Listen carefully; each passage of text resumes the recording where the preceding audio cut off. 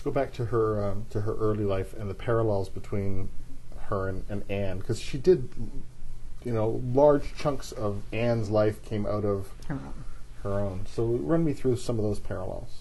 Oh, okay. Montgomery was very frustrated by the fact that because she was a little girl, she wasn't valued in her clan. And she was not a particularly pretty little girl. And she was kind of an excitable one, not a nice, steady one who's going to make a good wife for some farmer and raise lots of kids. And she was too imaginative. She wasn't good marriage material for, a nice PEI farmer. So she realized that she wasn't going to be given an education like all the young men in her clan. Her cousins the same age were given the opportunity for the very best education, and the one that she was most competitive with held a chair of mathematics at Dalhousie, all his life, and was very famous as a mathematician. But she wasn't going to be given an education. She was just seen in the family as a problem to get married off, and she was particularly a problem because she wasn't that, marriageable, and she wasn't going to inherit anything. Her grandfather, who had raised her, left something to all of his other children, but didn't leave anything to her. Her mother was dead, and you would think he might have been given something to the mother's child that he had raised. No. She was a girl. Didn't matter. So when Anne of Green Gables says to Matthew and Marilla, "You don't want me because I'm not a boy," she is speaking what Montgomery herself felt. She wasn't valued because she wasn't a boy. It's just part of the culture. But Montgomery really rebelled against it. But she did it in a funny way. And she knew how to tell a good story. And she knew how to be funny in telling it. She knew how to stick the knife in the pompous old preachers and, the silly old maids and whatever. And she would put these really funny comments in the mouth of a little girl who points out the obvious. It was a boring sermon.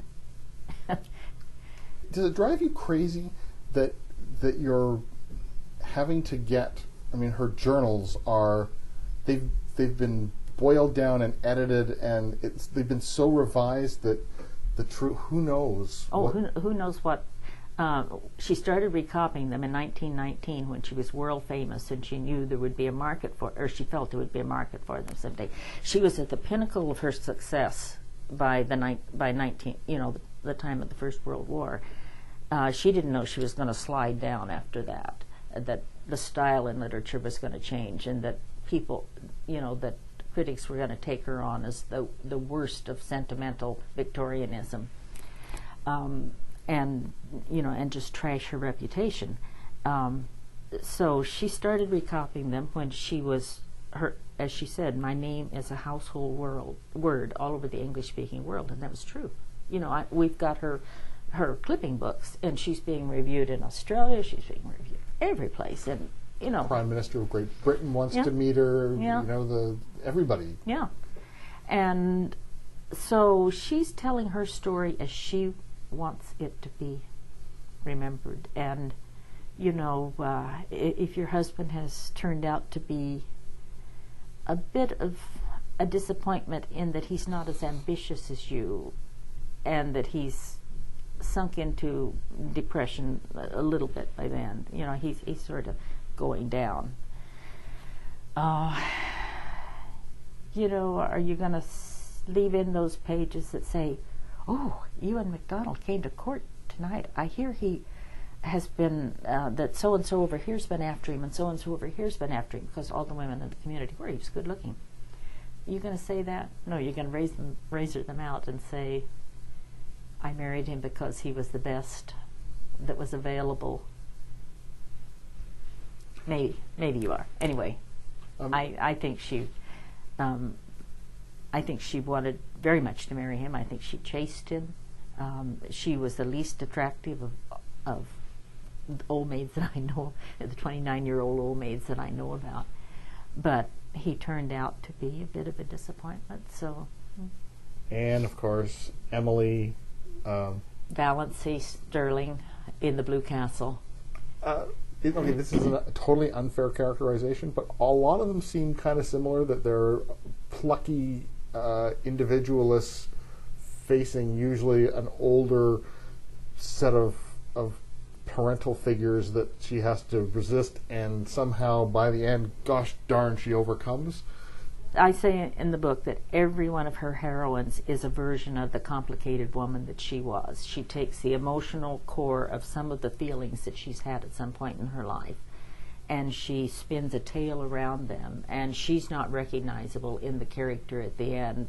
She is to me, but I had the benefit of hindsight. She wasn't recognizable, and I had the benefit of having read her journals and talked to her son and talked to people who knew her and blah, blah, blah. But people at the time could not see that there was any connection between her and the characters. But one of the reasons that her novels are so real and so gripping is because they come out of, the situations come out of genuine emotions and come out of a character that she understands very well, which was Ellen Montgomery. The book is Lucy Maud Montgomery, The Gift of Wings. I've been speaking with the author, Mary Henley Rubio, and Lucy Maud Montgomery, Gift of Wings, published by Doubleday Canada.